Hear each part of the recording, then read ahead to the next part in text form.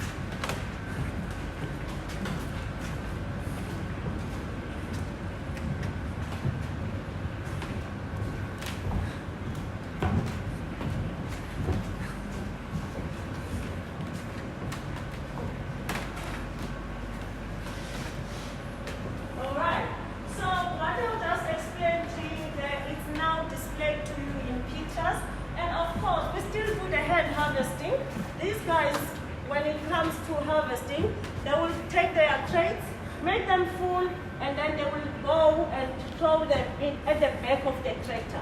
So when the tractor is full, it will come and reverse to that blue covered net there. So that is our receiving bin. So it will offload there at the receiving bin, and inside the receiving bin, this is how it looks like. So part of it is like this, and then another part of it is like this. So what happened is, after, this will run at a high speed, and then knocks all the berries off the sticks, and then they will take the sticks with the separate part, and then it will go to the back of the tractor, and then we chuck it back to the vines as manure. From there, this is what you get. So this is the mesh I was talking about, which is going to be transferred. If it's a white wine, this will transfer to a pneumatic pressing machine, or if it's a red wine, this will be transferred straight to the fermentation tank. So what happens is, you can see there is a foam already here. This is what is known as the natural fermentation. So this, we don't need it. We need to do the fermentation ourselves. So to stop this, that's when they will take this wine through these silver pipes, which are very cold. So when they go through here, then the fermentation stops, and of course the pipe goes up there. So it goes up there, and then it's going to transfer it to a pressing machine or to the tank. So what happened is also, when it comes to our receiving bin, that is where we yield and weigh also. So it can tell us how much the block have done. Do we need to do something? Do we need to change something? And also that, how much of our labels for our wine we need to print for that time. So we produce plus minus 700,000 bottles, which is, out of that, 60% is for our export, and then we only use 40% for around. All right. So this is exactly how the pressing machine looks like inside, with that rubber balloon, of course, that inflates. All right.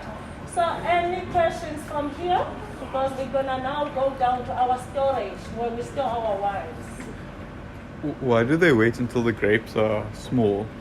Why don't they press them when they're big and juicy?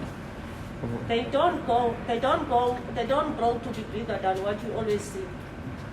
The wine grapes are always very small. Okay. Yes, they don't grow to be big at all. And Cool. I guess it doesn't taste nice. They don't taste nice until you get our muscat.